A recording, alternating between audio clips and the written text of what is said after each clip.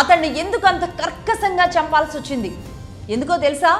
అతడు కేవలం హిందువు కాబట్టి. బంగ్లాలో జరుగుతున్న అల్లర్లపై అతడు సోషల్ మీడియాలో ఒక పోస్ట్ పెట్టాడు. అదేంటంటే stop violence, behave like humans అని. హింస ఆపండి, మానవత్వంగా మెలగండి అని పెట్టాడు. ఒక చిన్న పోస్ట్, జస్ట్ అంతే. పులుల గుంపు ఒక్క మేకని ఎలా కబళిస్తాయో అట్లా చుట్టుముట్టేశారు, ఛిద్రం చేసేశారు. అంత పగ దేనికో తెలుసా?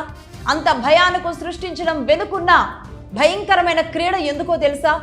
హిందువులు ఎవరూ మాకు చెప్పడానికి వీల్లేదని, హిందువులు అంటే భారత్ అని, భారత్ పై మా నైజం ఇదే అని మనకు చూపించడానికే ఆ మారణ క్రీడ ఆడుతున్నారు.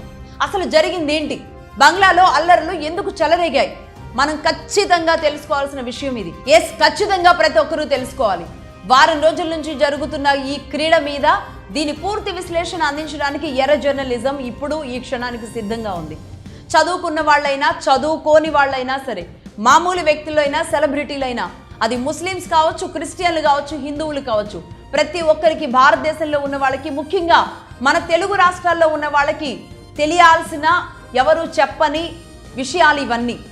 సున్నితంగా ఎక్కడ ఏం జరిగిందో విడమర్చి ఒక కథలాగా చెప్పడానికి నేను ఇప్పుడు సిద్ధంగా ఉన్నాను. జాగ్రత్తగా వినండి. అనవసరమైన వాటికి కేటాయించే సమయం ఏదైతే ఉంటుందో దానిని దేశం కోసం, మీకోసం, మీ దేశం కోసం కొంత సమయం కేటాయించండి. ఈ ఎపిసోడ్ కని నేను మొట్టమొదటిసారి రిక్వెస్ట్ చేస్తున్నాను.